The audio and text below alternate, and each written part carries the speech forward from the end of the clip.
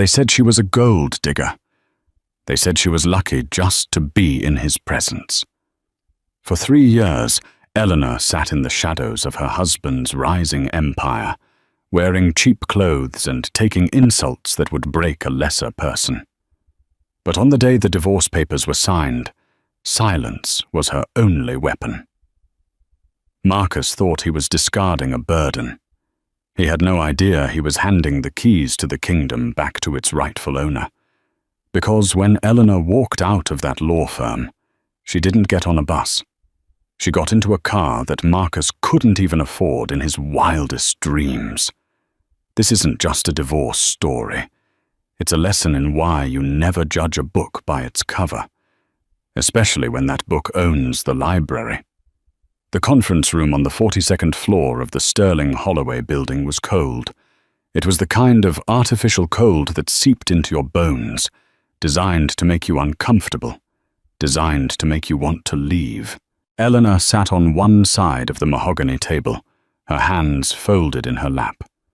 She was wearing a simple, grey wool cardigan that had seen better days, and her dark hair was pulled back in a severe, practical bun.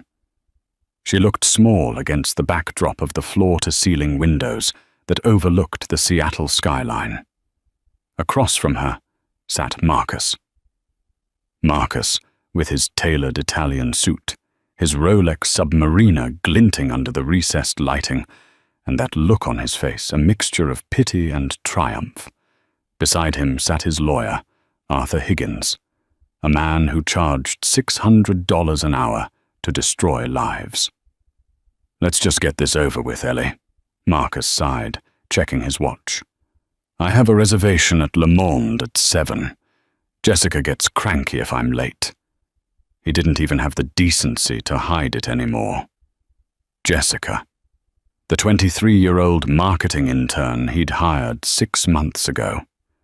The reason Eleanor was currently staring at a document titled Dissolution of Marriage. Arthur Higgins pushed the papers across the table with the tip of his pen, as if touching them with his fingers might contaminate him. "As discussed, Mrs. Vance," Higgins said, his voice oily. "You receive the 2018 Honda Civic, the contents of your personal savings account, which currently stands at $412, and a one-time settlement of $5,000 to assist with your transition." Marcus leaned forward, flashing that charming smile that had once made Eleanor's heart flutter. "I'm being generous, Ellie. The prenup was ironclad. You get nothing. But I'm giving you $5,000. That's enough for a deposit on a studio apartment in the suburbs. Maybe you can get your old job back at the diner." Eleanor didn't speak. She hadn't spoken a single word since entering the room. "Silence implies consent," Higgins muttered, uncapping a heavy fountain pen. "Sign on the marked lines." Eleanor reached out. Her hand didn't shake. There were no tears in her green eyes. She picked up the cheap ballpoint pen provided for her, ignoring Higgins's expensive fountain pen. Scritch, scratch. The sound was deafening in the quiet room. She signed her name. Eleanor Vance. Then she paused. She looked up at Marcus one last time. "What?" Marcus snapped, unnerved by her stare. It wasn't the look of a broken woman. It was the look of someone watching a child play with matches near a gas tank. "Don't look at me like that. You did this to yourself. You were just boring, Ellie. You stopped trying. Look at you." He gestured vaguely at her grey cardigan. "You don't fit in my world anymore. My company is about to go public. I need a wife who looks the part. Not a mouse." Eleanor slowly placed the pen down. She reached into her pocket and pulled out her wedding ring. A modest, thin gold band with a tiny diamond chip. She placed it on the mahogany table. It made a soft clink. "Keep the $5,000, Marcus laughed, mistaking her gesture for defeat. "Buy yourself some new clothes. Seriously." Eleanor stood up. She picked up her worn leather satchel. She turned to the door. "Not even a goodbye?" Marcus called out after her, his voice mocking. "Come on, Ellie. Say something. Beg? Scream? Cry?" She stopped with her hand on the door handle. She turned her head slightly, her profile sharp and elegant against the grey light of the window. She smiled. It wasn't a sad smile. It was the kind of smile a predator gives before the pounce. Then she opened the door and walked out, leaving the silence to suffocate them. "Weirdo," Marcus muttered, shaking his head. "Well, Arthur, that's done. Let's get a drink. I'm a free man." He had no idea just how expensive his freedom was about to be. The elevator ride down to the lobby was swift. Eleanor watched the numbers descend. 40, 30, 20. With every floor that passed, the slump in her shoulders vanished. Her posture straightened. The look of submissiveness she had worn for 3 years evaporated like mist. When the doors opened to the lobby, the security guard, old Mr. Henderson, nodded at her. "Rough day, Mrs. Vance?" Eleanor stopped. "It's Miss Sterling now, Mr. Henderson. Actually, just Eleanor is fine for today." "Right. Take care now. It's pouring out there." Eleanor pushed through the revolving doors and stepped onto the sidewalk. The Seattle rain was coming down in sheets, cold and unforgiving. People were rushing by with umbrellas, heads ducked low. Behind her, the revolving doors spun again. Marcus and Arthur Higgins stepped out, laughing. Marcus popped open a large black umbrella, sheltering himself and his lawyer, oblivious to Eleanor standing 5 feet away in the downpour. "My driver is bringing the Porsche around," Marcus said loudly, ensuring Eleanor could hear. "I'll drop you at the club, Arthur." He glanced at Eleanor, who was getting soaked. "Hey, do you need bus fare?" "I think I have some change." He reached into his pocket, pulling out a few quarters and tossing them toward her. They clattered on the wet pavement near her worn-out sneakers. "Pathetic," Arthur sneered. Just then the traffic on the busy street seemed to part. A low, deep hum vibrated through the ground, distinct from the noise of the taxis and buses. Turning the corner was a car that didn't belong on a casual Tuesday afternoon.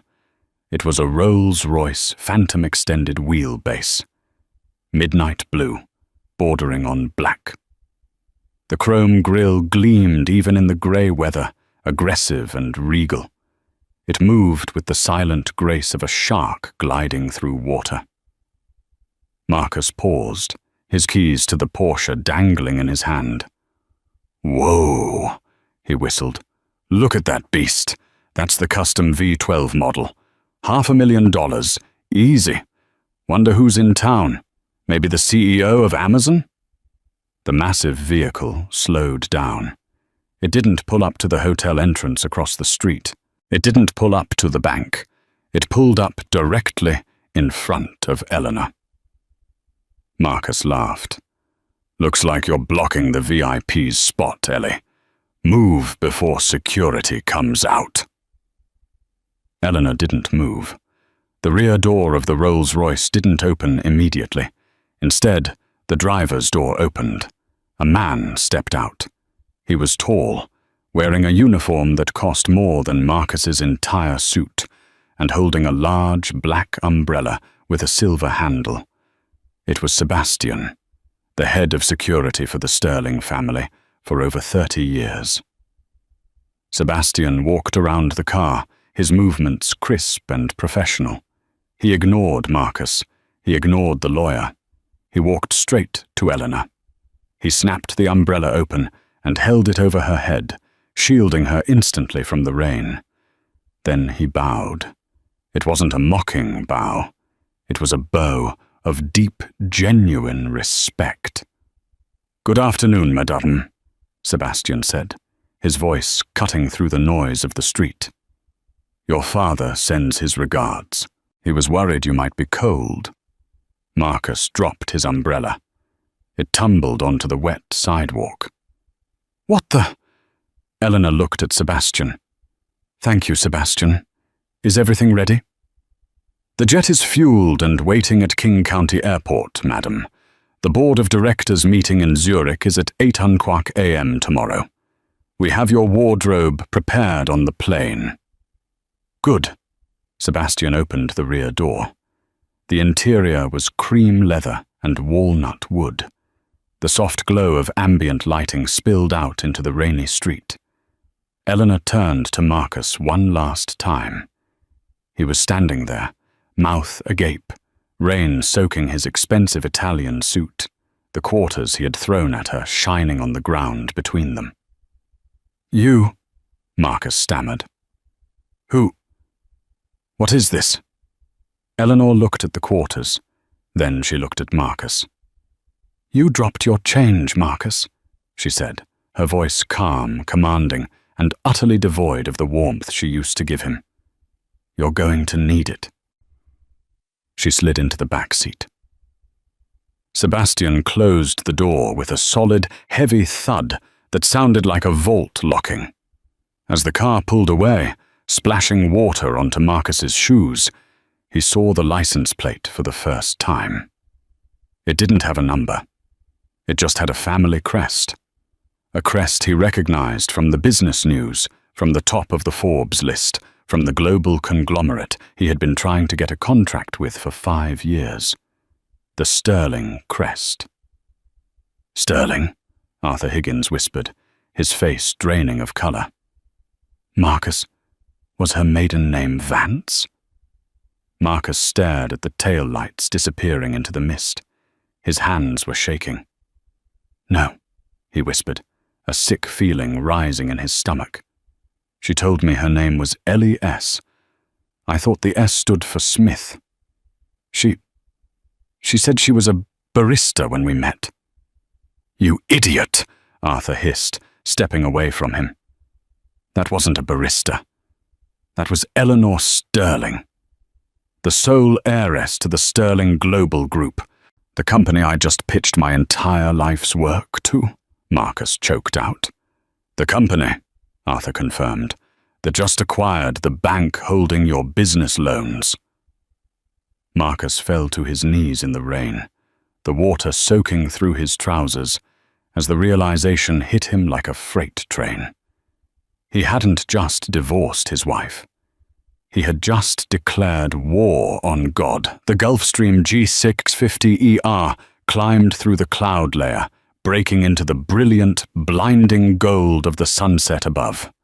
Inside the cabin, the silence was absolute, save for the soft clinking of crystal. Eleanor stood in front of the full-length mirror in the private stateroom at the back of the jet. The grey wool cardigan, the costume of Ellie the housewife, lay in a crumpled heap on the floor. She looked at her reflection. The woman staring back was tired. Yes. There were fine lines of stress around her eyes that hadn't been there 3 years ago. But the fire was back. She reached for the garment bag Sebastian had hung for her. She unzipped it, the sound sharp and decisive. Inside was a structured blazer from Alexander McQueen, tailored to within a millimeter of her life, and a pair of trousers that cost more than Marcus's car. She dressed slowly, reclaiming her armor.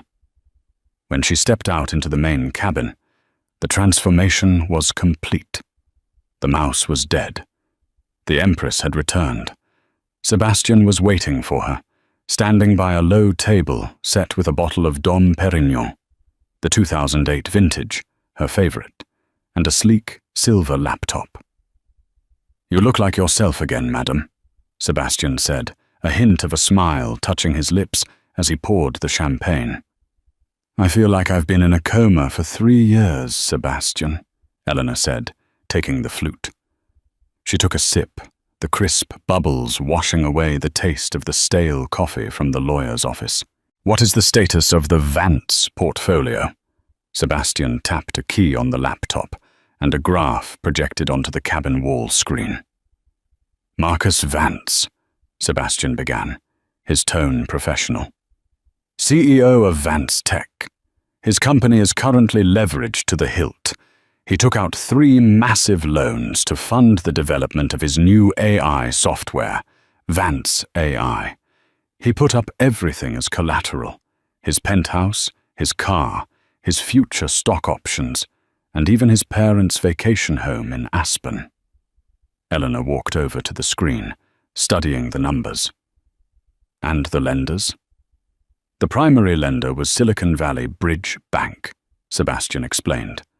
"However, as of 4:00 p.m. today, approximately 10 minutes after you signed the divorce papers, Sterling Global Group completed a hostile acquisition of their debt portfolio.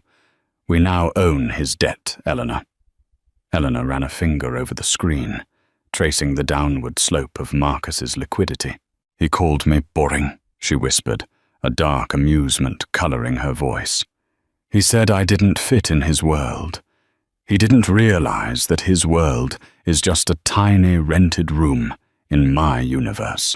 "What are your instructions?" Sebastian asked. Eleanor sat down in the cream leather seat, crossing her legs. She looked out the window at the darkening sky. "He has a launch party for his company in 2 weeks. He thinks he's going to ring the bell at the New York Stock Exchange next month. He thinks he's the next Elon Musk." She turned back to Sebastian, her eyes cold. "I want to trigger the bad boy clauses in his loan agreements. Conduct a full audit of his company starting tomorrow morning at 8:00 a.m. Freeze his corporate accounts for suspicious activity. And Sebastian—" "Yes, madame." "Cancel his reservation at Le Monde." Sebastian paused. "The restaurant? That seems petty, considering we are about to bankrupt him." Eleanor smiled. It was the same dangerous smile she had given Marcus in the office. "He missed our 3rd anniversary dinner to go there with Jessica. He told me he was working late. I want him to know that even the smallest comforts of his life exist only because I allow them to. Cancel it." Sebastian nodded, typing a command into his phone. "Consider it done. And regarding the other woman, Miss Jessica Miller?" "Jessica?" Eleanor sighed. "The 23-year-old marketing intern who thinks Prada is high fashion." Eleanor picked up a dossier from the table. "She's not the villain, Sebastian. She's just a symptom of Marcus's ego. But she's about to learn a very hard lesson about return on investment. Let her stay. When the ship sinks, I want to see if the rats swim or drown." The jet banked left, turning toward Europe. Eleanor closed the dossier. 3 years ago, I walked away from the Sterling Empire because I wanted to be loved for me, not my billions, she said softly to the empty room. I found a man. I loved him. I cleaned his house. I cooked his meals. And he threw me away like garbage. She took another sip of champagne. Let's show him what expensive garbage looks like. The rain in Seattle hadn't let up. If anything, it was coming down harder, turning the city streets into rivers of oil-slicked asphalt. Marcus sat in the passenger seat of his Porsche 911, gripping the steering wheel so hard his knuckles were white. The image of Eleanor stepping into that Rolls-Royce was burned into his retinas. It played on a loop in his mind. The crest, the bow from the driver, the Sterling name. "Babe?" Jessica's voice whined from the passenger seat, cutting through his panic. "Babe, are you listening to me? I said this rain is ruining my blowout. Why didn't you get the valet?" Marcus snapped his head toward her. Jessica was scrolling through Instagram, the blue light illuminating her perfectly contoured face. She was beautiful undeniably, but looking at her now, all he could see was a liability. "Shut up, Jess," Marcus muttered. Jessica dropped her phone. "Excuse me?" You just got divorced today. You're supposed to be celebrating. You promised me dinner at Le Monde and then a shopping spree for the launch party." "I said shut up," Marcus roared, slamming his hand on the dashboard. Jessica recoiled, eyes wide. "What is your problem? Did the old hag try to take the PlayStation or something?" Marcus let out a hysterical, dry laugh. "The old hag?" "Jess, the old hag just left in a car worth more than this entire block. My lawyer thinks she's Eleanor Sterling." "Sterling?" Jessica frowned, processing the name. "Like the bank? The hotels? The ones who sponsor Fashion Week?" "Yes," Marcus whispered. "That's Sterling." "Wait." Jessica's eyes lit up, missing the danger entirely. "That means she's rich? Like, super rich? Marcus, that's amazing. You were married to her for 3 years. Alimony. You can sue her for alimony. You can get half her stuff." Marcus stared at her. He realized, with a sinking feeling, that he was dating a moron. "I signed a prenup, Jessica. I signed a waiver. I gave her $5,000 to go away because I thought she was broke. I literally paid the richest woman in the world to leave me alone." His phone buzzed. It was Arthur Higgins. Marcus snatched it up. "Arthur, tell me you found something. Tell me it was a mistake. Maybe she stole the car. Maybe she's the maid for the Sterlings." Arthur's voice on the other end was trembling. "Marcus, shut up and listen. I just ran a background check. A real one. Not the cheap one we did before the marriage. I called a contact at the DOJ." "And?" "Eleanor Vance doesn't exist. Her social security number was an alias created by Sterling Security. Her real name is Eleanor Victoria Sterling. She is the sole heir to the Sterling fortune. Net worth estimated at $42 billion. The phone slipped from Marcus's hand and fell between the seats. 42 billion. He felt bile rise in his throat. He had made her clean the toilets. He had complained about her cooking. He had cheated on her with an intern because Eleanor didn't have ambition. "Babe, you're scaring me," Jessica said, checking her reflection in the sun visor mirror. "Whatever. Let's just go to dinner. I need a martini, a big one." Marcus took a deep breath. He had to think. He was a businessman. He was a shark. He could fix this. He just needed to calm down. "Okay, so she's rich." "So what? We're divorced. It's done. She left. She's probably going to live on a private island somewhere. I still have my company. I still have the IPO next month." He started the car. "You're right. Let's eat. I need a drink." He drove to Le Monde, the most exclusive French restaurant in the city. He tossed the keys to the valet, trying to regain his swagger. He walked in, Jessica clinging to his arm, her heels clicking loudly on the marble floor. The maitre d', a snooty Frenchman named Jean-Luc, who usually greeted Marcus with a warm handshake, was standing behind the podium. He didn't look up. "Reservation for Vance," Marcus said, smoothing his lapel. "Table for 2. The one by the fireplace." Jean-Luc slowly raised his eyes. There was no warmth. There was only a cold, bureaucratic stare. "I am sorry, Monsieur Vance," Jean-Luc said. "We have no reservation under that name." "Check again," Marcus said, annoyed. "I make this reservation every Tuesday. Standing table." "I am aware," Jean-Luc said. "However, the reservation was cancelled 10 minutes ago by the owner of the account." "I am the owner of the account," Marcus shouted. "Actually," Jean-Luc said, looking down at his ledger, "the priority account holder for the black card on file was listed as Mrs. Eleanor Vance. She called personally. She also instructed us to inform you that your tab here is closed." permanently. People in the lobby were starting to stare. Jessica tugged on his arm. "Marcus, this is embarrassing. Fix it." "She can't do that," Marcus sputtered. "I pay the bills." "You paid with a supplementary card attached to her credit rating," Jean-Luc said, delivering the final blow with relish. "It appears, Monsieur Vance, that without her signature, your credit score is insufficient for our establishment. We have a dress code, and we also have a solvency code. Good evening." Jean-Luc signaled to two large security guards.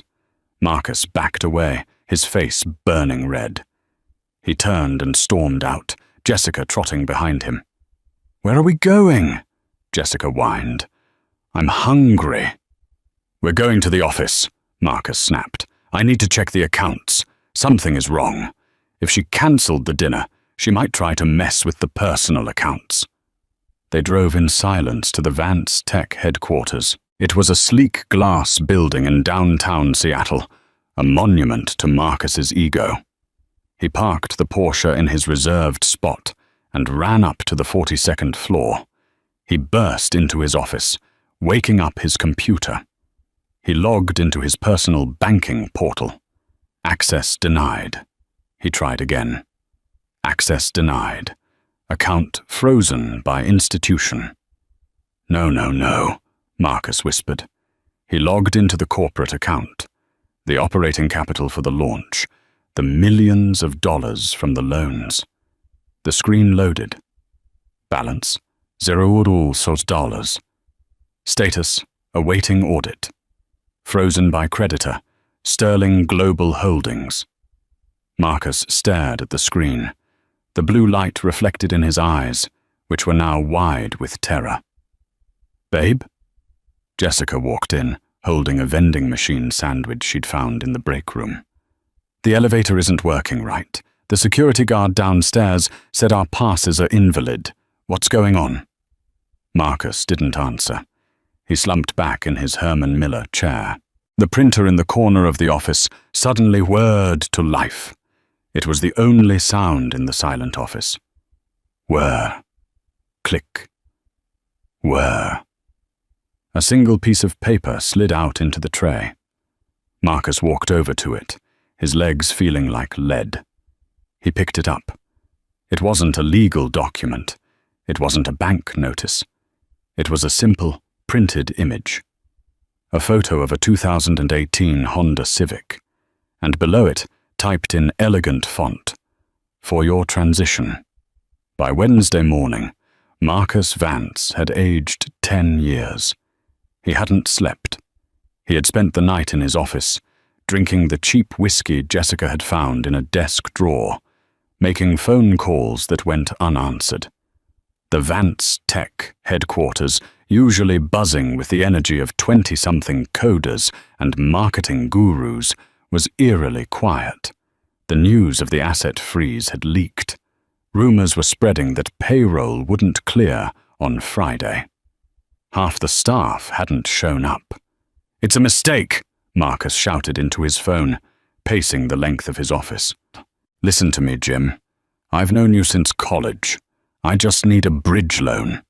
200 grand. I'll pay you back double after the IPO next month." On the other end of the line, Jim Reynolds, a venture capitalist who had once toasted Marcus at his wedding, sounded distant. "Marcus, look, I can't. My compliance officer just flagged your name. You're on the blacklist." "What blacklist? I'm an innovator. I'm a CEO." "The Sterling blacklist, Marcus," Jim whispered, as if saying the name might summon a demon. "Do you have any idea who you pissed off? The memo went out to every major investment firm in Seattle, San Francisco, and New York at 6:00 a.m.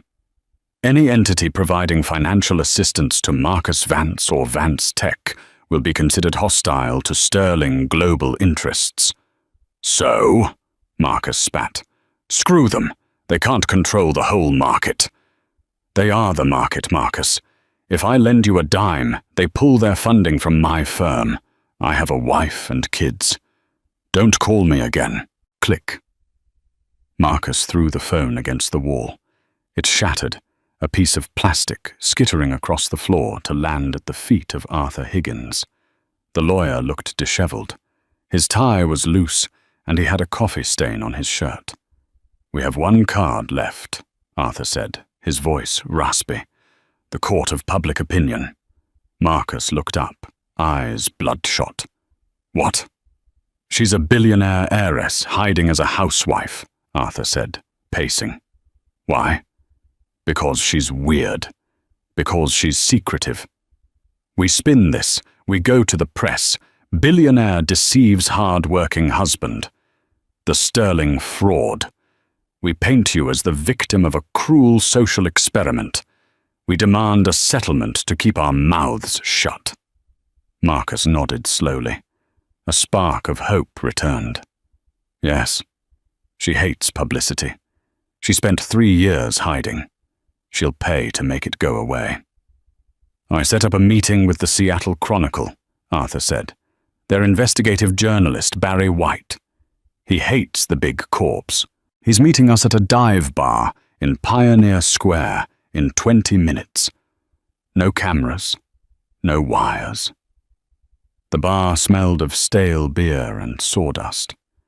Barry White was a heavy-set man with a cynical face, nursing a dark ale in a booth at the back. Marcus and Arthur slid in opposite him. Marcus wasted no time. "I have the story of the decade, Barry," Marcus said, leaning in. "Eleanor Sterling, the recluse heiress. She was my wife. She lived a lie for 3 years. I have proof. I have the divorce papers. I have photos of her signing them." Barry looked at Marcus, then at Arthur. He didn't take out a notepad. He didn't turn on a recorder. He just took a sip of his beer. "I know," Barry said.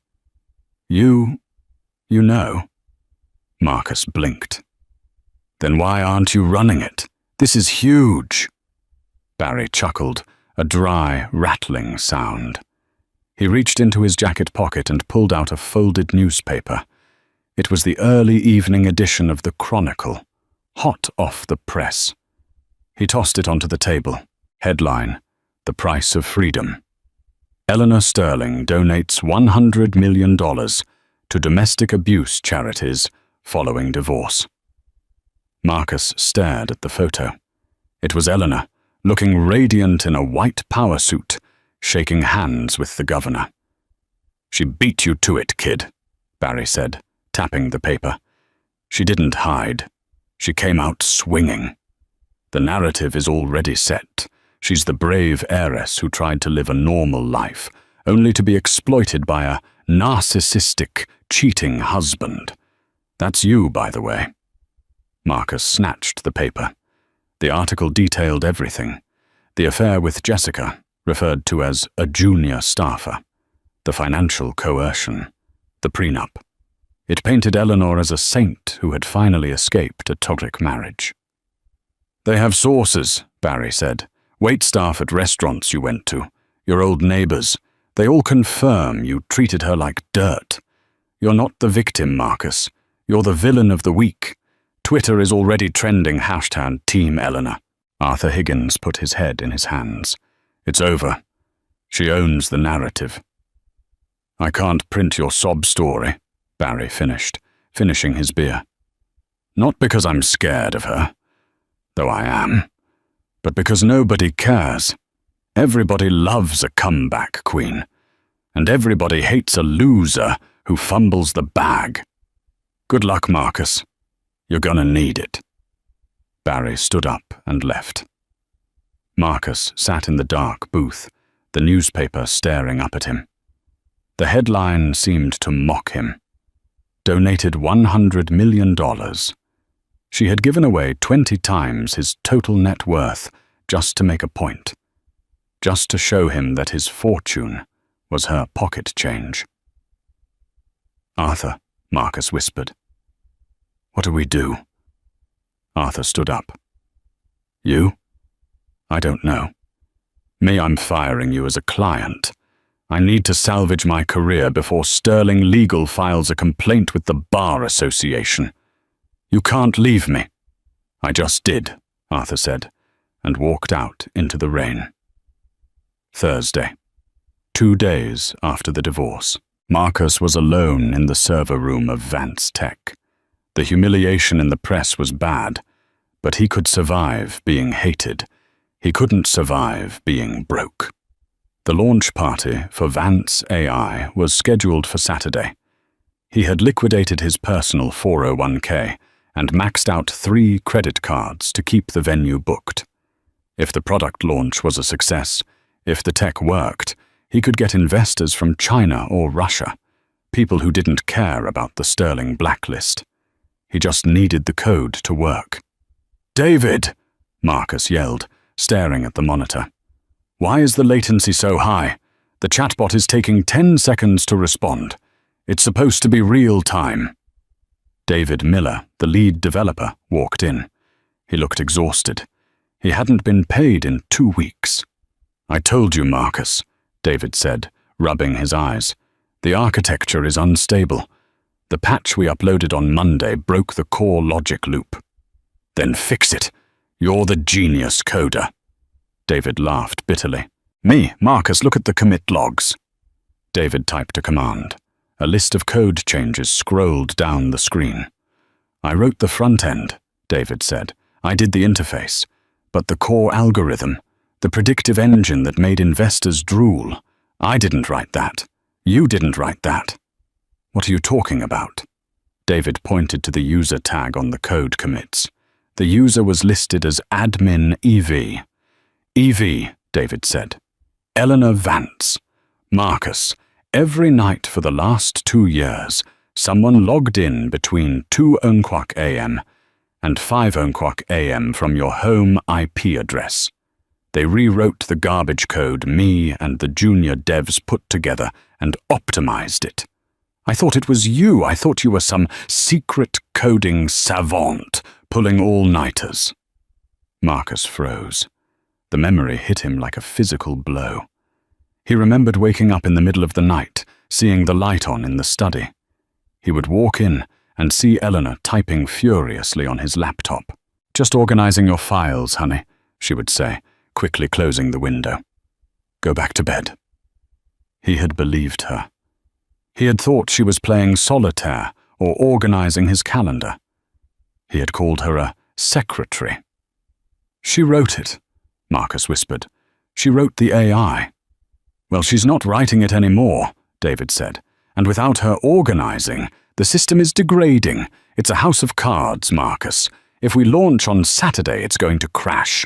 Live on stage." Marcus felt the room spin. It wasn't just the money. It wasn't just the name. She was the talent. He was nothing but a suit. "Can we revert to the previous version?" Marcus asked desperately. "We can't. The license keys for the core libraries, they expired yesterday. Renew them." "We can't," David said, looking at Marcus with pity. "The libraries are proprietary.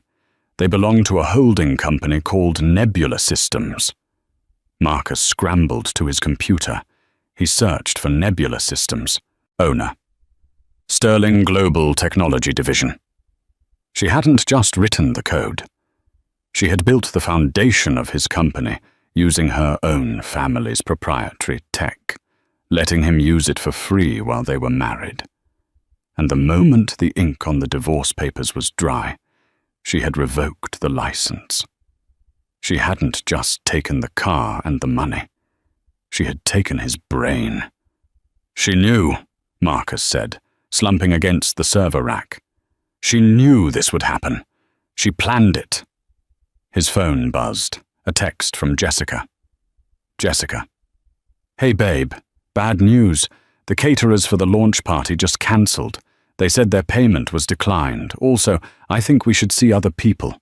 My mum says you're bad for my aura. Don't call me." Marcus dropped the phone. He looked at the server lights blinking in the dark room. He had one option left. The option he swore he would never take. He had to beg.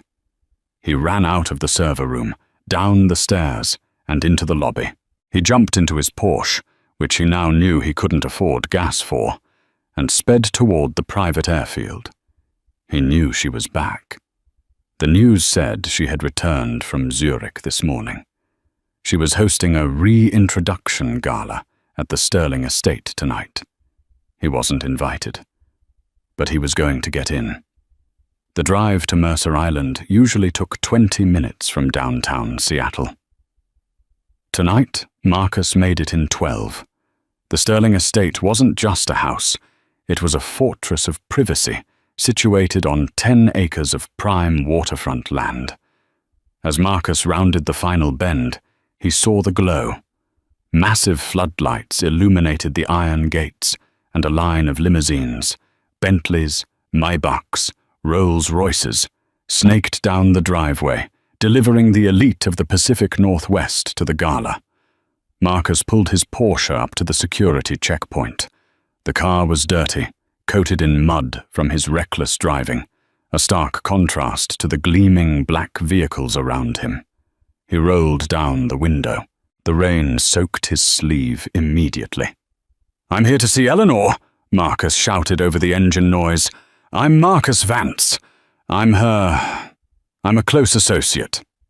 The guard wasn't old, Mr. Henderson from the office building. This was a private contractor, built like a linebacker, wearing an earpiece. He looked at a tablet. "Name isn't on the list, sir. Turn around." "Check again," Marcus screamed, desperation clawing at his throat. "Marcus Vance. I was her husband for 3 years. I need to talk to her. It's a matter of national security regarding her technology." The guard didn't blink. "Sir, I'm going to ask you to reverse the vehicle. You are blocking the entrance for Senator Mitchell." Marcus looked in his rearview mirror. A black SUV with government plates was honking behind him. "I'm not moving!" Marcus slammed the car into park. He opened the door and stepped out into the rain. "Eleanor! Eleanor! I know you can hear me!" He ran towards the gates. Before he could touch the iron bars, 2 shadows materialized from the darkness. Uniformed guards. They grabbed him by the arms, not roughly, but with the immovable force of hydraulic presses. "Let me go! I built that company! She stole my code!" Marcus thrashed, his expensive shoes slipping in the mud. "Mr. Vance!" The voice was calm, cutting through the chaos like a knife. The gates slowly swung open. Not all the way, just enough for a man to step through. Sebastian stood there. He was holding that same black umbrella. He looked at Marcus with an expression that wasn't anger. It was profound disappointment. "You are causing a scene, Marcus," Sebastian said quietly. "Miss Sterling is entertaining guests. The governor is here. The Japanese ambassador is here. Do you really want to be arrested for trespassing in front of them?" "I want to speak to my wife," Marcus panted, water dripping from his nose. "She is not your wife," Sebastian corrected. "She is the CEO of the company that owns your debt, and she has granted you 2 minutes. Come." Sebastian turned and walked up the driveway. Marcus, stunned, shook off the guards and followed. They didn't go to the main house, where the golden light and the sound of a string quartet spilled out onto the lawn. Sebastian led him to a small, glass-walled conservatory near the rose gardens. "Wait here," Sebastian said, and closed the door. Marcus stood in the conservatory, shivering. He was surrounded by exotic orchids and rare ferns. The humidity was high, fogging up the glass. He could see the silhouettes of the party guests in the distance, laughing, drinking, living the life he thought he had earned. Then the door on the far side opened. Eleanor stepped in. She was breathtaking. She wore a floor-length gown of midnight blue silk that shimmered like water. Diamonds, real, heavy, vintage diamonds, glittered at her throat and ears. Her hair was styled in intricate waves, but it was her eyes that stopped him. They were clear, sharp, and utterly unyielding. She didn't offer him a drink. She didn't offer him a towel. She stayed 10 feet away, flanked by 2 silent bodyguards. "You have mud on my floor, Marcus," she said. Her voice was cool, devoid of the tremor it used to have when he yelled at her. "Eleanor," Marcus choked out. He fell to his knees. It wasn't a calculated move. His legs just gave out. "Eleanor, please, I'm sorry, I was an idiot. I was stressed. The company, the pressure." "Get up," she said. "You look ridiculous." "I can't lose the company, Ellie. It's my life. I know you wrote the code. I know you're the genius. I admit it. You were always the smart one. Come back. We can be partners. 50-50. No, 60-40. You take majority share. Just unfreeze the accounts. Let me launch on Saturday." He looked up at her, tears mixing with the rain on his face. "I love you. I know I messed up with Jessica. But it was just a fling. You're the one I married." Eleanor watched him for a long moment. She tilted her head, as if studying a fascinating, repulsive insect. "You don't love me, Marcus," she said softly. "You love the way I made your life easy. You love that I fixed your code, cleaned your house, and absorbed your temper till you could feel like a big man." She took a step closer. "And you want to be partners?" She laughed, a short, sharp sound. "Marcus, I don't partner with my employees, and I certainly don't partner with liabilities." "Employees?" Marcus scrambled to his feet, slipping slightly on the damp tile. A flash of his old, arrogant anger returned, masking his terror. "I founded Vance Tech. It's my name on the building. I'm the face on the magazine covers. You can't just rewrite history because you're hurt, Eleanor." He stepped closer, trying to loom over her, a tactic that had worked in their kitchen, but failed miserably here in her palace. "I built that company from a laptop in a coffee shop. I grinded for 3 years while you stayed home." Eleanor didn't flinch. She simply took a sip of water from a crystal glass on a nearby table, looking at him over the rim. "Did you?" she asked softly. "Let's review history, Marcus. Who paid for the patent filings? $5,000. You didn't have it." I got a grant," Marcus stammered. "You got a check from a shell company called Blue Heron Holdings," Eleanor corrected. "My shell company. Who co-signed the lease for the downtown office when your credit score was 580? Who quietly transferred funds from a Swiss trust into your angel investors account so he would discover you and write that first check?" Marcus froze. He remembered the angel investor, Mr. Cavill, a man who had seemed to appear out of nowhere, believing in Marcus's vision when no one else did. "Cavill," Marcus whispered. "Works for my family office," Eleanor said. "He's my father's golf partner. I asked him to invest in you. I wanted to see if, given every advantage, capital, connections, a stable home life, you could become the man you pretended to be. I wanted to see if you could be a partner worthy of me." She sighed, a sound of genuine exhaustion. She walked over to a blooming orchid and touched a petal. "I gave you the keys to the kingdom, Marcus, and you used them to lock me out." "So what?"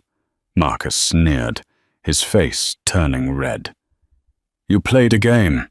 Congratulations. But Vance Tech is still mine. You can't touch the IP. The code is mine." "The code," Eleanor laughed. It wasn't a happy sound. It was sharp, like glass breaking. "Marcus, the code is garbage. The only reason it worked was because I spent 4 hours every night fixing your syntax errors while you slept. And now that I've stopped, Your system is degrading, but that doesn't matter anymore." She signaled to Sebastian. The large man stepped forward, placing a heavy leather folder on the glass table. "Because Vance Tech doesn't belong to you anymore," Eleanor said. "At 7:45 p.m. tonight, the Board of Directors of Sterling Global Technology formally executed a clause in your debt agreement. It's called a distressed asset acquisition. We bought the debt, we called the loans, and since you have zero liquidity, we seized the collateral." Marcus stared at the folder. "What collateral?" "Everything," Eleanor said, her voice dropping to a whisper. "The servers, the office lease, the chairs, the coffee machine, the brand name, and the intellectual property." You can't."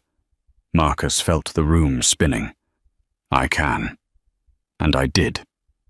Eleanor opened the folder. Inside was a termination notice. "As the new owner of Vance Tech, my first act as chairwoman was to dissolve the company. We are shutting it down, Marcus. Tomorrow morning at 9 a.m. We're wiping the servers." "You're killing my company," Marcus screamed, his voice cracking. "It's worth millions. The IPO was going to be huge." "The company is worth nothing without the algorithm I wrote," Eleanor snapped, her eyes flashing with sudden fire. "I didn't buy it to run it, Marcus. I bought it to delete it. I am erasing your legacy. By Monday, Vance Tech will be nothing more than a bad memory." The brutality of it crushed him. She had spent millions of dollars just to wipe his name off the map. It was a level of power he couldn't comprehend. "However," Eleanor continued, her voice returning to that terrifying calm, "I am not a monster. I know you have debts. I know you have no home. So I am offering you a lifeline." She tapped a document in the folder. "This is a non-disclosure agreement. It states that you will never mention my name, the Sterling name, or our marriage again. You will not write a book. You will not go to the press. You will leave Seattle, and you will not return for a period of 10 years. "And if I sign?" Marcus asked, his voice hollow. "I will give you a severance check," Eleanor said. "How much? 5 million? If you're destroying my company, give me my buyout." Eleanor smiled. $100,000. Marcus stared at her, mouth agape. "That's a joke. That's an insult." "That is generosity," Eleanor said, cold as ice. "It is enough to move to, let's say, Ohio. Rent a small apartment. Get a job in IT support. Find a nice girl who doesn't know who you are. And maybe, just maybe, treat her better than you treated the woman who gave you the world." She dropped a heavy gold fountain pen on the table. It clattered loudly in the silent conservatory. "Sign it, Marcus, or walk out of here with nothing. And if you walk out, my lawyers at Halloway, Finch and Associates will file fraud charges against you tomorrow for the falsified user data on your loan applications. You'll go to prison, Marcus. Federal prison." Marcus looked at the pen. He looked at the rain battering the glass walls. He looked at the woman he had underestimated, the woman he had discarded for a 23-year-old intern. He realized now that he had been a child playing house, while she was the architect of the reality he lived in. He was beaten, thoroughly, completely beaten. His hand shook as he picked up the pen. He bent over the table. Scritch, scratch. He signed his name. Marcus Vance. He handed the pen back to her. She didn't take it. She just pointed to the door. "Sebastian has your check," she said, turning her back on him. "Goodbye, Marcus." "Ellie," he tried one last time. "She doesn't exist," Eleanor said without turning around. "Leave." Marcus turned and walked out of the warmth of the conservatory. As soon as he stepped outside, the cold wind hit him. Sebastian was waiting by the path. He handed Marcus a plain white envelope. "The check, sir," Sebastian said. Marcus took it.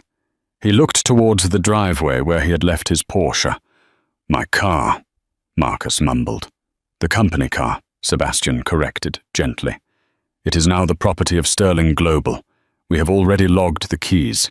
It will be sold at auction next month." Marcus looked at the long, dark driveway. "How am I supposed to leave? It's pouring rain. It's a 3-mile walk to the main road." Sebastian adjusted his umbrella, staying perfectly dry while Marcus stood in the mud. "You have legs, Mr. Vance," Sebastian said, "and the Honda Civic you assigned to Madame Eleanor. We had it towed to the impound lot in Tacoma.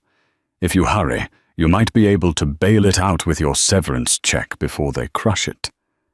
Sebastian offered a small, polite bow. "Good evening, sir." Marcus stood there for a moment, the envelope clutching in his wet hand. He looked back at the house. Through the glass walls of the conservatory, he saw Eleanor join the party. A waiter handed her a glass of champagne. She laughed at something a guest said, looking radiant, powerful, and free. She didn't look back. Marcus turned his collar up against the storm and began the long walk into the darkness. Inside the conservatory, the music swelled. Eleanor took a sip of the vintage champagne. The bitter taste of the last 3 years was finally gone. "Are you all right, madam?" Sebastian asked, appearing silently at her side after locking the gate. "Yes, Sebastian," Eleanor said, watching the headlights of the limousines sparkle in the distance. "I'm not just all right. I'm finally myself." She set the glass down. "Now let's go inside. I have an empire to run." Marcus thought Eleanor was nothing more than a stepping stone, a background character in the movie of his life. He mistook her silence for weakness and her kindness for stupidity. But he learned the hard way that the quietest person in the room is often the one holding all the cards. Eleanor didn't just leave. She ascended, proving that true power isn't about how loudly you shout, but about what you're capable of doing when pushed too far. Marcus walked away with a check and a lesson, but Eleanor walked away with her dignity and the last laugh. What do you think? Did Marcus deserve to lose everything, or was Eleanor's revenge too harsh? If you enjoyed this story of karma and justice, please hit that like button. It really helps the channel grow. Don't forget to subscribe and to turn on the notification bell so you never miss a new story. And share this video with someone who needs a reminder to never judge a book by its cover. Thanks for watching, and see you in the next one. The champagne was a 1996 Dom Perignon, chilled to exactly 45 degrees. The suit was bespoke Italian silk, costing more than most people's cars, and the man wearing it, Marcus Thorne, believed he was untouchable. He stood at the pinnacle of New York's elite, holding a contract that gave him total control over the city's largest architectural emperor. He thought the war was over. He thought the enemy was buried. But as he raised his glass to toast his own genius, he forgot the one rule of survival. The person holding the knife is usually the one smiling the brightest at your side. Marcus celebrated winning early until his wife picked up the microphone and mentioned one name. Just one name. And suddenly, the champagne didn't taste like victory anymore. It tasted like ash. The penthouse of the Steinway Tower on 57th Street offered a view that made you feel like a god looking down on an ant farm. Tonight, the ants were sleeping, but the gods were drinking. Marcus Thorne stood by the floor-to-ceiling glass, his reflection superimposed over the glittering expanse of Central Park. He adjusted his cufflinks, platinum, engraved with the family crest he had invented for himself 10 years ago. Behind him, the hum of 50 distinct conversations blended into a symphony of wealth. "You look like a man who just bought the world," a voice said. Marcus turned. It was Julian Vane, his CFO, and the only man Marcus trusted to bury a body, metaphorically speaking. Julian was holding 2 crystal flutes. "Not the world, Julian," Marcus said, taking the glass. "Just the foundation it sits on." "Did the transfer clear?" "Confirmed at 4:58 p.m. The Delaware Chancery Court signed off on the acquisition. Vantage Dynamics is officially a subsidiary of Thorn Capital." Marcus took a sip. The liquid was crisp, biting, and perfect. "And the old man?" "Arthur Sterling," Julian chuckled darkly. "Escorted out of his own building by security an hour ago. I heard he was weeping in the lobby." "It's done, Marcus. The hostile takeover is complete."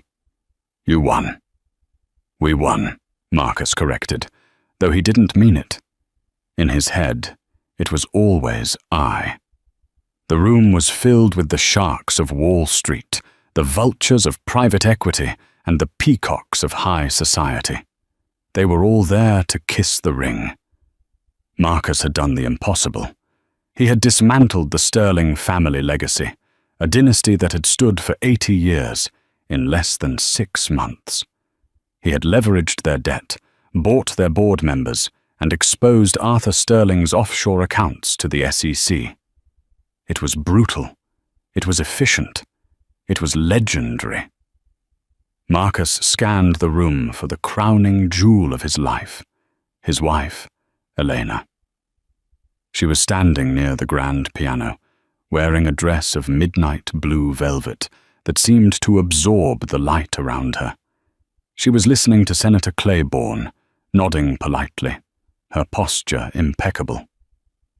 Elena was the perfect corporate wife, silent when she needed to be, charming when required, and absolutely stunning on a magazine cover. She caught his eye across the room. She didn't smile. She simply raised her glass in a small, almost imperceptible salute. Marcus felt a surge of pride. She understood. She knew what this night meant. It wasn't just about money. It was about erasing his past. Marcus wasn't born in a penthouse. He was born in a trailer in Ohio, with a father who drank his paycheck and a mother who cried silently while washing dishes. Tonight proved that Marcus Thorne wasn't that boy anymore. He was the king of New York. "Ladies and gentlemen," Julian's voice boomed as he tapped a spoon against his glass. The room quieted instantly. The silence was heavy with respect and fear. "If I could have your attention." Marcus stepped away from the window, moving toward the center of the room. The crowd parted for him like the Red Sea. "Tonight is historic," Julian continued. "Tonight we celebrate not just a merger, but a revolution. Thorn Capital has officially acquired Vantage Dynamics. Please raise your glasses to the visionary who made this happen. The man who sees the future before it happens, Mr. Marcus Thorne." "Hear, hear!" the crowd roared. Marcus bathed in the applause. He stepped up to the small podium set up near the piano. He looked at the faces. Judge Harrison from the Southern District, the CEO of Blackwood Oil, the heiress to the Kensington fortune. They all belonged to him now. "Thank you," Marcus said, his voice smooth baritone. "They told me you can't fight history. They told me the Sterling family was too established, too powerful. But dinosaurs were established too, and we know what happened to them." Laughter rippled through the room. "We are the meteor," Marcus said, his grin sharpening. "Tomorrow, we begin restructuring. We cut the dead weight. We build a new legacy. And I want to thank my team, my investors, and of course, "Oh," he gestured to Elena. She began to walk toward him. "My beautiful wife, Elena, who has stood by me through every late night and every battle. Come up here, darling." Elena ascended the small stage. Her face was pale, her expression unreadable. She took the microphone from his hand. Her hand was cold. Marcus expected her to say the usual things. "I'm so proud. He worked too hard. This is a dream come true." Elena looked at the crowd. Then she looked at Marcus. Her eyes were different tonight. Usually they were warm, like honey.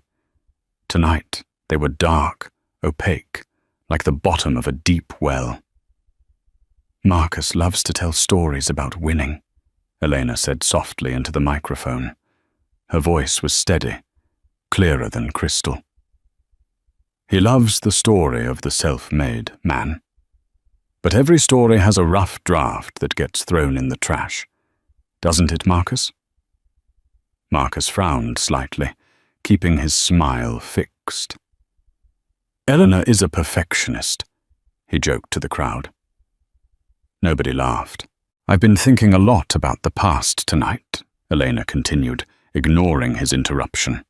"About how we got here, about the sacrifices, and specifically about the paperwork." The air in the room shifted. It went from celebratory to confused. Julian Vane took a step forward, sensing something was wrong. "Elena," Marcus whispered, leaning in, his hand gripping her elbow gently but firmly. "Wrap it up, honey." She didn't pull away. She just looked at him. And for the first time in their 7-year marriage, Marcus felt a chill run down his spine. It wasn't fear yet. It was the primitive instinct of a predator realizing there is something else in the tall grass. "I'd like to propose a toast," Elena said, her voice rising, "to the one person who made this acquisition actually possible, the person Marcus forgot to mention." Marcus's mind raced. Who? The banker at Goldman Sachs? The private investigator who found the dirt on Sterling? Elena smiled. It was a terrifying, broken smile. To understand the silence that was about to fall over the room, you have to understand the marriage of Marcus and Eleanor Thorne. On paper, they were a merger, not a romance. Marcus had met her 7 years ago at a charity gala for the Metropolitan Museum of Art. She was Eleanor Vance then, a curator with an obscure background and an impeccable eye for fraudulent art. She was quiet, observant, and possessed a pedigree that Marcus lacked. She knew which fork to use. She knew how to pronounce French wines. She smoothed out his rough edges. Marcus married her because she was an asset.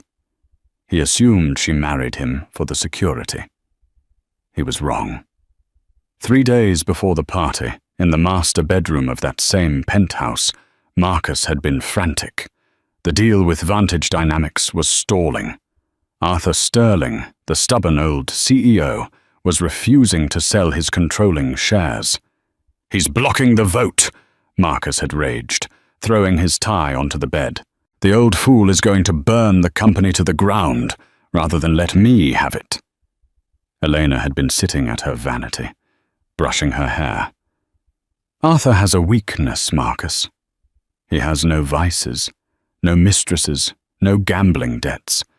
I've looked. He has a conscience," Elena had said, watching Marcus in the mirror. "And he has a goddaughter." Marcus stopped. "I didn't know he had family." He doesn't, but his late partner, the co-founder of Vantage, had a daughter. Arthur raised her from a distance.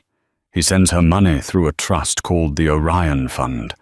If you threaten the fund, if you threaten to expose where that money comes from. Marcus had turned to her, eyes wide. "How do you know this?" "I hear things, Marcus. People talk to the wives. They think we're just furniture." Armed with this information, Marcus had gone to the meeting the next day. He sat across from Arthur Sterling in the boardroom. He slid a folder across the table. It contained fabricated evidence that the Orion Fund was laundering money.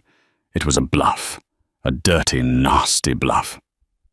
"Sign the company over, Arthur," Marcus had sneered, "or the girl goes to prison for tax fraud. I'll ruin her life." Arthur Sterling had turned grey. He loved that girl, whoever she was, more than his company. He signed. Marcus came home that night and kissed Elena passionately. "You're a genius," he told her. "You saved the deal." He never asked how she knew. He never asked who the girl was. He never asked why Arthur Sterling had looked at him with such profound pity before signing the papers. Marcus was a man who looked at the horizon, never at the ground beneath his feet. Now, back at the party, the ground was beginning to shake. Elena held the microphone. The room was waiting. "Marcus," Elena said, turning fully to face him, "you signed the final deed of transfer at 4:00 p.m. today, correct?" "Yes," Marcus said through gritted teeth. "Elena, what are you doing?" "And the contract states that Thorn Capital acquires all assets, liabilities, and existing legal obligations of Vantage Dynamics. That is standard boilerplate language. Stop this." "But you didn't read the addendum to the Orion Trust, did you? The one Arthur Sterling added this morning, 1 hour before he signed with you." The room was deadly silent. Julian Vane dropped his glass. It shattered, but no one looked at the mess. "What addendum?" Marcus demanded. His heart was hammering against his ribs. "The poison pill," Eleanor whispered. "Arthur invoked the Founder's Protection Clause. It states that in the event of a hostile takeover, the voting rights of the company do not transfer to the buyer. They revert to the primary beneficiary of the Orion Trust." Marcus laughed nervously. "That's ridiculous. The beneficiary is some random goddaughter. I'll buy her out. I'll pay her double. What's her name? I'll write a check right now." He pulled out his checkbook, trying to regain control of the room, trying to make it a performance. "Come on, Lena. Tell us the name so we can all go back to drinking. Who is this girl?" Elena looked at the crowd. She took a deep breath. "The name of the beneficiary," Elena began. The tension in the room was thick enough to choke on. These were people who understood power, and they smelled blood. They watched Marcus Thorn, the man who had been invincible 5 minutes ago, now sweating under the harsh lights of the chandelier. Marcus looked at Julian. Julian was frantically typing on his phone, his face pale. He looked up at Marcus and shook his head slightly. "Something is wrong. Something is very wrong." "The name," Marcus barked, losing his composure. "Who is she?" Elena smiled. It was a smile of absolute liberation. "The beneficiary of the Orion Trust is Silas Vance." The silence that followed wasn't just quiet, it was a vacuum. The air left the room. Marcus blinked. "Vance? Who is Silas Vance? That's a man's name." From the back of the room, near the catering entrance, a man stepped forward. He wasn't wearing a tuxedo. He was wearing a worn grey suit that looked 20 years out of date. He leaned on a cane. He looked frail, perhaps in his late 60s, but his eyes were sharp, burning with a cold intelligence. The crowd parted for him, confused. "Hello, Marcus," the man said. His voice was gravelly, damaged by years of smoke or perhaps silence. Marcus stared. He didn't recognize the man. "Security!" Marcus yelled. "Who let this man in?" "I invited him," Elena said calmly. Who is he? He's my father, Elena said. The room gasped. Marcus froze. Your father? You told me your father was dead. You told me he died in a car crash in 1999. I lied, Elena said. Just like you lied to your investors. Just like you lied to Arthur Sterling. She stepped down from the podium and walked over to the old man, taking his arm. Let me introduce you properly, Elena addressed the room. This is Silas Vance, but 30 years ago, before he changed his name, you might have known him as Silas Sterling. A shockwave went through the older guests. Sterling? The CEO of Blackwood Oil whispered. Arthur's brother? The one who went to prison? The one who was framed, Elena corrected, her voice cutting through the whispers. She turned to Marcus, her eyes blazing. 30 years ago, Vantage Dynamics was run by two brothers, Arthur and Silas, but there was a third partner, a financial advisor who cooked the books, stole millions, and framed my father for it. My father went to prison for 12 years for crimes he didn't commit. Arthur knew the truth but was too cowardly to speak up because the third partner threatened to destroy the company. Marcus felt the room spinning. What does this have to do with me? I was a child 30 years ago. The third partner, Silas Vance spoke up, his voice shaking with repressed rage. The man who framed me, the man who stole my life, was Robert Thorne. Marcus felt his knees buckle. He grabbed the piano for support. My father, Marcus whispered. My father was a drunk, a nobody. Your father was a criminal genius before the bottle took him, Silas said. He built his initial fortune by stealing mine. He used my money to buy the trailer park you grew up in, to pay for your first semester at business school. Every dollar you started with was stolen from my family. That's a lie, Marcus spat. He left me nothing. He left you the instinct to steal, Elena said. And you did it perfectly. You stole Arthur's company today, but you fell for the trap. What trap? Marcus roared. Elena held up a folder. The Orion Trust holds 51% of the voting shares of Vantage Dynamics. Arthur signed them over to the trust this morning, and the trust documents state that upon the transfer of the company to any entity related to the Thorne family, the beneficiary gains immediate, irrevocable control. She pointed at her father. Silas Vance is now the majority shareholder of Vantage Dynamics, Elena declared. And by extension, because of the cross-collateralization clause you signed to fund this deal, he now owns the controlling interest in Thorne Capital too. Marcus looked at Julian. Julian was white as a sheet. She's right, Marcus. The cross-collateralization. We put up Thorne Capital's assets to secure the loan for the Vantage deal. If the voting rights revert, we are in default. The new owner of Vantage can call the loan immediately. And I am calling it, Silas said. Right now. Marcus stared at them. The walls were closing in. The champagne glass on the table next to him looked like a grenade. You planned this, Marcus whispered, looking at his wife. The whole marriage. 7 years. You planned this?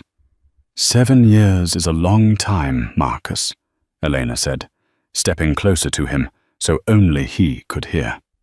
I cooked your meals. I ironed your shirts. I listened to your ego every single night. I waited. I waited for you to get greedy enough to go after Arthur. I knew you couldn't resist. You wanted the crown. She reached out and adjusted his bow tie. Now you have it, she whispered, but the kingdom is gone. For 10 seconds, the penthouse was a tableau of frozen violence. Marcus Thorne stood gripping the grand piano, his knuckles white, his chest heaving against the silk of his shirt. He looked at the hundreds of faces staring back at him. Faces that, just minutes ago, were filled with adoration. Now they held a mixture of pity and predatory amusement. Marcus was not a man who accepted defeat. He was a street fighter in a tailored suit. If the law was against him, he would use force. If force failed, he would use chaos. "Get them out!" Marcus snarled. He pointed a shaking finger at Elena and the old man, Silas. "Security! Bronson! Get these trespassers out of my home immediately!" Bronson, the head of security, a massive former linebacker who had been on Marcus's payroll for 5 years, stepped out of the shadows. He was wearing an earpiece and a grim expression. He walked toward the stage. Marcus exhaled, his confidence flickering back. "Drag them out, and take their phones. I want them arrested for corporate espionage." Bronson stopped. He wasn't looking at Elena. He was looking at his phone. He tapped the screen, read a message, and then looked up at Marcus. "I can't do that, Mr. Thorne," Bronson said, his voice deep and flat. "What did you say to me?" Marcus shouted, stepping off the stage, his face flushing red. "I pay you $200,000 a year to do what I say. Throw this old man out." "Actually," Bronson said, "you paid me. Past tense. But as of the timestamp on this transfer," he held up the phone, "my contract is with Vantage Dynamics Security Corps, and since the ownership change just authenticated on the server, I answer to the majority shareholder." Bronson turned to Silas Vance. The old man leaned on his cane, looking frail but immovable. "Mr. Vance," Bronson said respectfully, "do you want these guests removed?" Silas looked around the room. He looked at the champagne fountains, the caviar stations, the excessive display of wealth built on his stolen inheritance. "No," Silas said. "Let them stay. I want witnesses." Marcus felt the floor tilting. He looked at Julian Vane, his CFO. "Julian, call the lawyers. Call the emergency line at Skadden Arps. Get an injunction. Stop the transfer." Julian was backing away. He was frantically deleting emails on his phone. He looked up, his eyes wide with panic. "It's too late, Marcus," Julian hissed. "The cross-collateralization. I told you it was risky.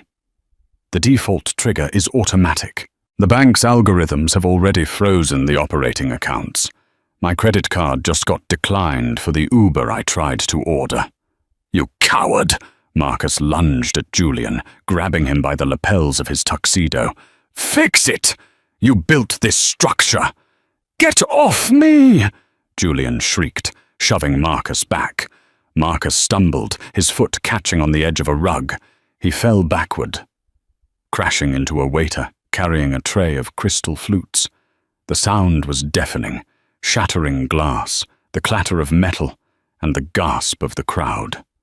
Marcus Thorne, the King of New York, was lying on the floor in a puddle of cheap soda water and broken glass. Champagne dripped from his hair. A camera flash went off, then another, then a dozen. Marcus looked up. The guests, the sharks, the heiresses, the politicians had their phones out. They were recording. They weren't his friends. They were an audience, and this was the best show in town. He scrambled to his feet, slipping on the wet floor, humiliated. He wiped his face. He looked at Elena. She hadn't moved. She was watching him with that same terrifying, blank expression. "Is this what you wanted?" Marcus screamed at her, his voice cracking. "To humiliate me? You think this changes anything? I still have the offshore accounts. I still have the Cayman holdings. I will bury you in litigation for 20 years. You'll be dead before you see a dime, old man." Elena shook her head slowly. "You don't get it, Marcus. This isn't just about the company.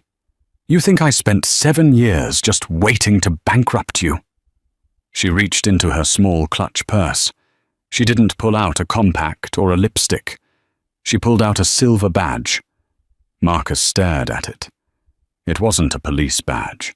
It was something heavier. "I'm not just a curator, Marcus," she said softly. "I haven't been an active curator since 2018. She flipped the badge open. Elena Vance, Special Agent, IRS. Criminal Investigation Division. The room went so quiet, you could hear the wind howling outside the skyscraper. "The money your father stole from mine?" Elena said. "He didn't just steal it. He laundered it through a shell company in Panama. A shell company that you reactivated 3 years ago to hide the bribes you paid to the zoning commission." Marcus stopped breathing. "The takeover of Vantage Dynamics wasn't the trap, Marcus," Elena said, stepping closer, her heels crunching on the broken glass. "The takeover was the bait. We needed you to move the funds. We needed you to consolidate the assets so we could trace the origin. And today, at 4:58 p.m., when you signed that deal, you moved $400 million of dirty money into a U.S. banking system." She smiled. "You didn't just lose your company, honey. You just committed federal wire fraud. And you did it in front of the entire Southern District of New York." The doors to the penthouse burst open. But it wasn't catering. 6 men and women in windbreakers, emblazoned with FBI and IRS CI, stormed into the room. They moved with the precision of a SWAT team, but with the quiet lethality of forensic accountants. "Federal agents, nobody move!" a voice boomed. The crowd of socialites shrieked and scattered, pressing themselves against the glass walls, desperate to dissociate themselves from the blast radius. Leading the agents was a tall man, with steel-grey hair and a face carved out of granite. Assistant U.S. Attorney David Grant. Marcus knew him. He had donated to Grant's campaign fund 2 years ago. Grant walked straight up to Marcus, stepping over the broken glass. He didn't offer a handshake. "Marcus Thorne," Grant said, his voice carrying the weight of the federal government. "I have a warrant for your arrest." "On what grounds?" Marcus spat, though his voice lacked its usual fire. "This is a civil dispute. My wife is having a psychotic break. Charges include racketeering, wire fraud, money laundering, and conspiracy to defraud the United States," Grant recited, pulling a folded document from his jacket. "And thanks to the cooperation of a confidential informant inside your home," Grant nodded at Elena. "We have the audio recordings of you ordering the bribes for the city council. We have the emails where you instructed your team to falsify the Vantage valuation. We have it all." "Julian!" Marcus screamed, looking for his CFO. But Julian Vane was already in handcuffs near the piano. He was weeping openly, babbling to an agent. "I was just following orders. He forced me. I have logs. I can give you the Cayman keys." Marcus looked back at Elena. She was standing next to her father, Silas. An agent handed her a jacket to cover her shoulders, but she refused it. She looked at Marcus as another agent approached him with zip ties. "Turn around, Mr. Thorne," the agent said. "No," Marcus said. He backed away toward the balcony door. The cold night air was seeping in. "No, you can't touch me. Do you know who I am?" "We know exactly who you are," Silas Vance spoke up. "You're the son of Robert Thorne, a thief, and tonight you're going to join him in history." Marcus looked at the balcony. For a split second, the thought crossed his mind. The ultimate escape. The final headline. Thorne leaps. It would be tragic. It would be romantic. But Marcus was a narcissist, and narcissists love themselves too much to die. He stopped backing away. He straightened his jacket, trying to salvage a shred of dignity. He held out his hands. "Call my lawyer," Marcus said coldly to Grant. "Call Alan Dershowitz. Call whoever is the most expensive shark in this city. You're going to regret this, Grant. I'll sue this department into the ground." The agent snapped the plastic cuffs onto Marcus's wrists. They were tight, uncomfortably tight. "You have the right to remain silent," the agent droned as they marched Marcus toward the elevator, the same elevator he had ridden up in 3 hours ago as a king. He passed Elena. He stopped. The agents tried to push him, but he dug his heels in. "Was any of it real?" Marcus asked, his voice low, desperate. 7 years, Elena.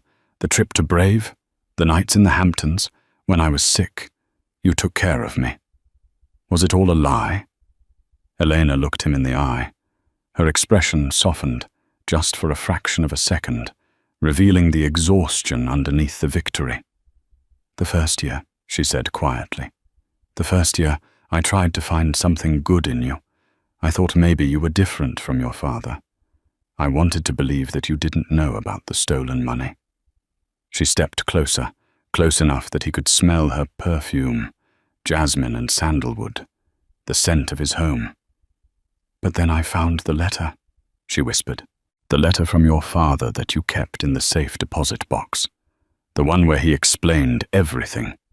How he framed Silas. How he built the emir on blood. And underneath it, you had written a note to yourself. Never apologize. Never return it. Grow it." Elena's eyes hardened into diamonds. "That was the night I stopped being your wife, Marcus, and started being your case officer." The elevator doors pinged open. The agents shoved Marcus inside. The last thing he saw before the doors closed was his wife, standing next to her father, holding a glass of that 1996 Dom Perignon. She raised it to him, and then the doors shut, sealing him in a steel box. The holding cell at the Metropolitan Correctional Center, MCC, in Lower Manhattan was a stark contrast to the penthouse. It smelled of bleach, stale sweat, and despair. Marcus sat on the metal cot. His tuxedo was wrinkled, the silk stained. His tie was gone, confiscated as a suicide risk. His shoelaces were gone too. He looked like a fallen prince in a dungeon. It had been 6 hours. No bail. The judge had deemed him a flight risk due to the offshore accounts that, ironically, were currently frozen by the feds. The heavy steel door buzzed and clanked open. Marcus jumped up. "My lawyer, is Alan here?" It wasn't a lawyer. It was a guard. "Visitor," the guard grunted. 5 minutes. No contact." Marcus walked into the visitation room. He sat behind the thick plexiglass. He expected Julian, maybe trying to cut a deal, or perhaps a high-powered attorney. But it was Elena. She had changed clothes. She was wearing jeans and a simple white blouse. She looked younger. She looked lighter. Marcus grabbed the phone on the wall. "You came to gloat?" he sneered into the receiver. "Or did you come to realize you made a mistake? You know they can't hold me. The evidence is circumstantial." Elena picked up her phone. She looked tired. "The evidence is overwhelming, Marcus." Julian flipped. He gave them the server passwords. He gave them the encrypted chats where you ordered the harassment of the zoning board members. "It's over. You're looking at 20 years. Minimum." Marcus slammed his fist against the glass. "I'll get out. I always win. I'll buy the jury." "With what?" Eleanor asked calmly. "I have money hidden where you'll never find it." "The crypto wallets?" Elena asked. "The ones on the hard drive you hid inside the sculpture in the foyer?" Marcus froze. "We found those an hour ago," Elena said. "Silas remembered that you always liked that sculpture because it looked like a fortress. He smashed it with his cane. It was quite therapeutic for him." Marcus slumped in his chair, the fight drained out of him. The money was gone. The power was gone. "Why are you here, Elena?" he whispered. "If you hate me so much, why come?" "I brought you something," she said. She held up a piece of paper against the glass. It was a photocopy of an old photograph. Marcus squinted. It was a picture of two men standing in front of a small hardware store. One was his father, Robert Thorne. Young, smiling, handsome. The other was Silas Vance. They had their arms around each other. They looked like brothers. "They were best friends, Marcus," Elena said softly. "Before the greed, before the betrayal. They built Vantage together because they wanted to build things that lasted. They wanted to build homes for families." She lowered the photo. "I didn't do this for revenge," Elena said. "I did it for balance. You and your father, you were a cancer on that legacy. You thought winning meant having the most money at the end of the night. But you forgot what you were building." "I built an empire," Marcus cried. "No," Elena said, standing up. "You built a cage, and now you're living in it." She hung up the phone. "Elena!" Marcus screamed, banging the receiver against the glass. "Elena, don't walk away. I made you. You were nothing without me." She stopped at the door. She didn't turn around. She just paused, her hand on the heavy metal handle. "I was never nothing, Marcus," she said to the empty room, not even using the phone, so he could only read her lips. "I was the person watching you when you thought no one was looking." She walked out. Marcus sat alone in the fluorescent hum of the prison. He looked at the photocopy she had left taped to the glass from the other side. His father's smile mocked him. He was truly alone. But the story wasn't quite over. Because in the world of the high-stakes elite, when a king falls, the wolves don't just eat the body. They come for the scraps. And Marcus Thorne had one secret left. One secret that even Elena didn't know. A secret that lived not in a bank account, but in the mind of a woman named Isabella. 6 months had passed since the night of the long knives at the Steinway Tower. The scandal had been the feast of the decade for the New York press.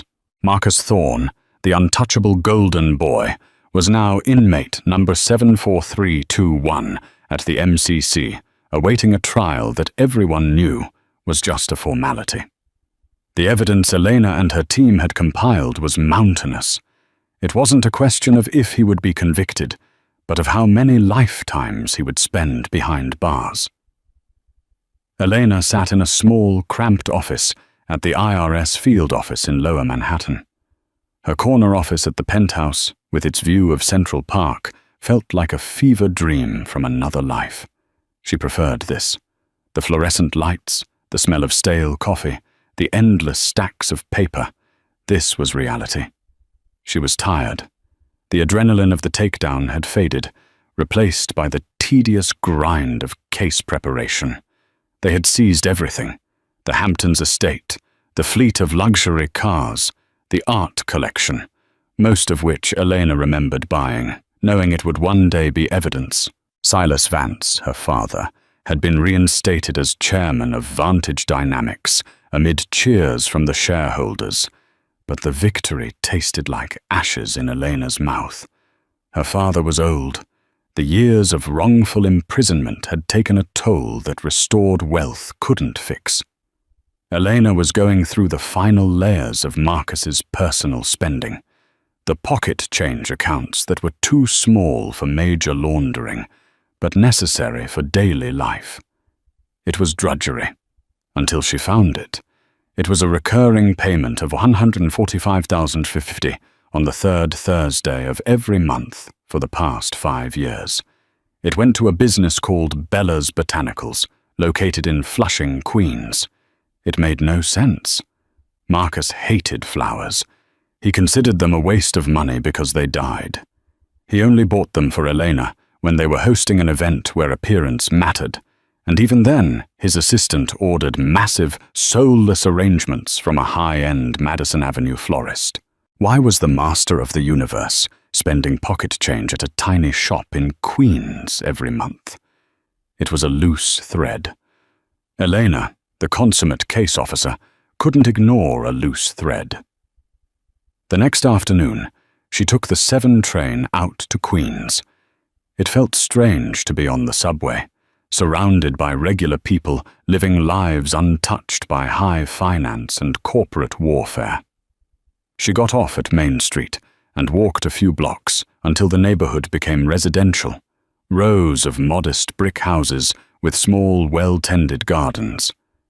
Bella's Botanicals was tucked between a bakery and a laundromat. It was small, bursting with color, the smell of soil and damp petals spilling onto the sidewalk. Elena pushed the door open. A bell jingled. The shop was empty of customers. A woman was behind the counter, trimming thorns off roses. She looked up and smiled. The woman was perhaps 40 years old. She wasn't stunning in the way the women at Marcus's parties were. She wore no makeup. Her hair was tied back in a practical messy bun, and she wore a soil-stained apron over jeans. But she had a warmth to her face, a natural, unguarded kindness in her eyes that was startling. "Hi there," the woman said. "Can I help you find something? We just got some beautiful hydrangeas in." Elena walked to the counter, pulling out her badge. "I'm Special Agent Elena Vance. Are you the owner? Isabella?" The woman's smile faltered, replaced by a look of confusion, not fear. "Yes, I'm Isabella.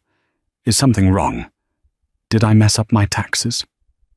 "I'm not here about your taxes," Elena said, studying her face. "I'm here about a customer of yours, Marcus Thorne." Isabella dropped the rose she was holding. The color drained from her face.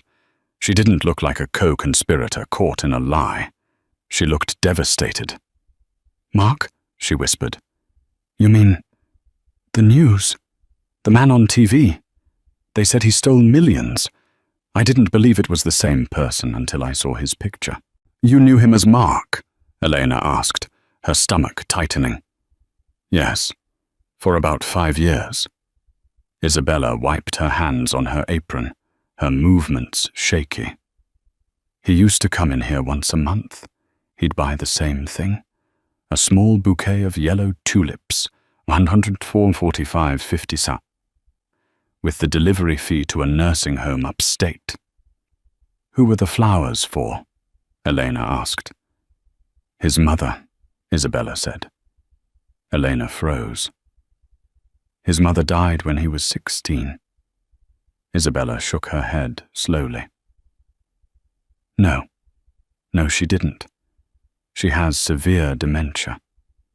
She's been in a memory care facility near Poughkeepsie for 10 years. Marcus,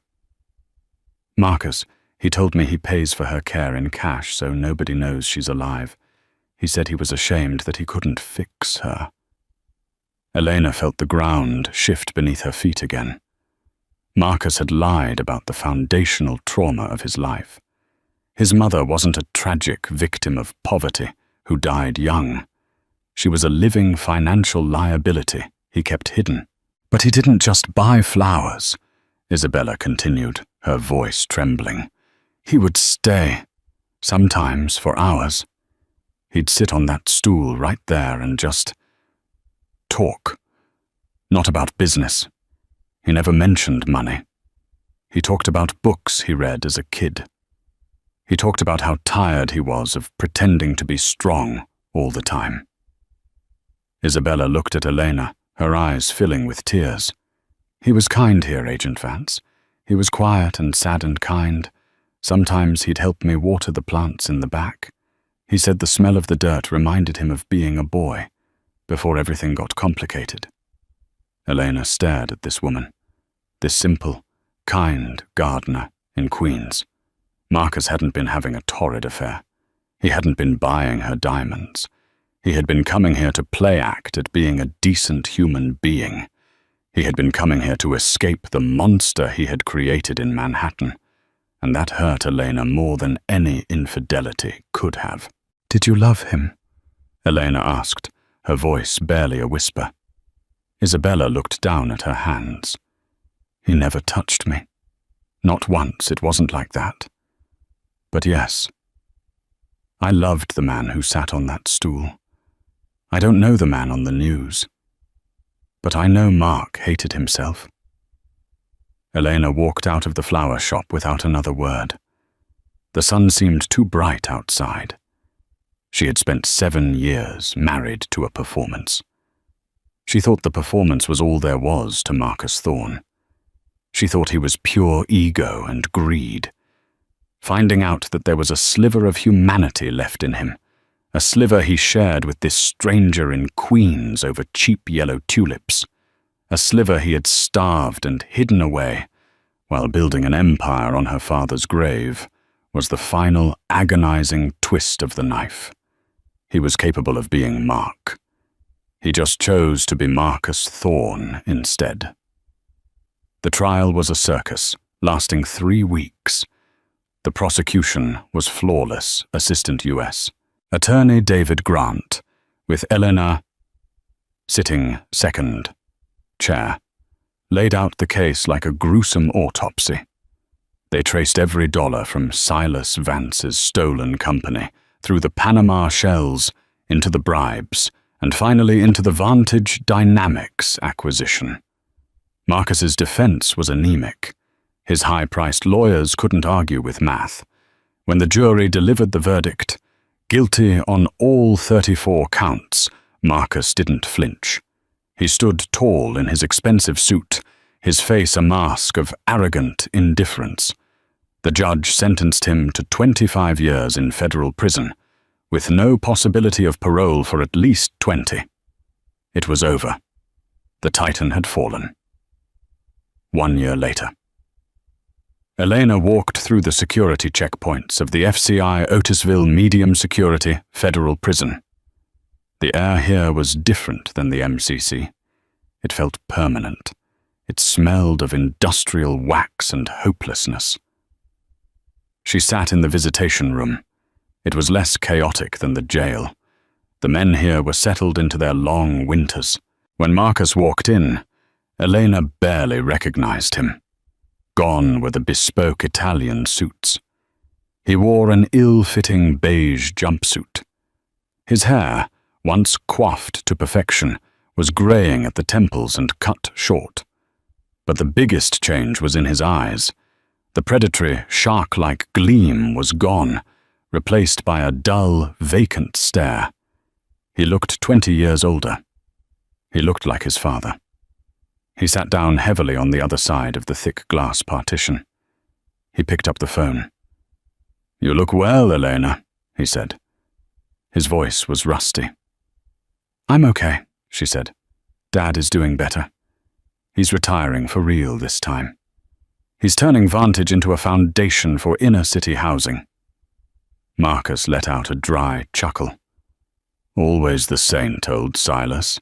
Glad I could fund his philanthropy." "You didn't fund it, Marcus. You just held on to it for a while." Silence stretched between them. The ambient noise of the prison, guards shouting, doors clanging, filled the void. "Why did you come?" Marcus asked finally. "You won. The victory lap was a year ago." "I came because I needed to close the last file," Elena said. She leaned closer to the glass. "I went to Queens, Marcus." Marcus went still, his eyes focused on hers, sudden panic flaring behind the dullness. "I went to Bella's Botanicals." Marcus gripped the phone receiver so tight his knuckles turned white. For the first time since the night of the party, his composure cracked completely. His mask disintegrated. "Eleanor, don't!" he begged, his voice hoarse. "Please, don't touch that." "You lied about your mother," Eleanor said calmly. You kept her alive in Poughkeepsie, and you went to Isabella to play pretend, to pretend you weren't the man who destroyed my family." "She has nothing to do with this," Marcus hissed, pressing his forehead against the glass. "She doesn't know anything. She's innocent." "I know," Elena said. "That's why you liked her. She was the only clean thing in your life. The only place where you weren't Marcus Thorne, the corporate raider. You were just Mark, the sad boy who liked the smell of dirt." Tears welled up in Marcus's eyes and spilled over, running down his unshaven cheeks. It was shocking to see. The man who had sneered at Arthur Sterling when he cried was now weeping openly in a room full of convicts. "Did you tell her?" Marcus whispered, terrified. "Did you tell her who I really am?" Elena shook her head. "No, I didn't have to. She saw the news, but she didn't believe it. She still thinks Mark was the real you." Marcus closed his eyes, a sob escaping his throat.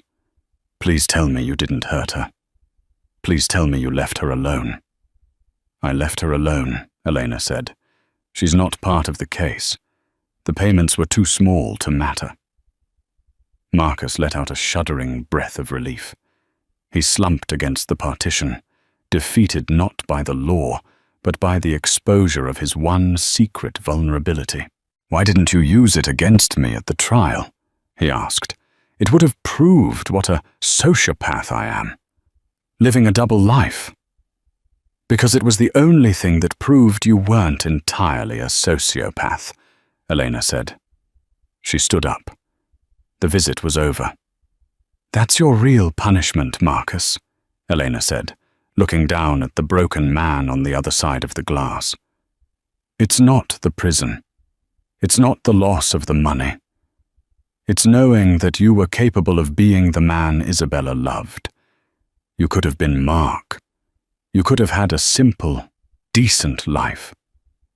But you chose the penthouse instead. You chose to be my enemy instead of her friend." Marcus looked up at her, his eyes hollow.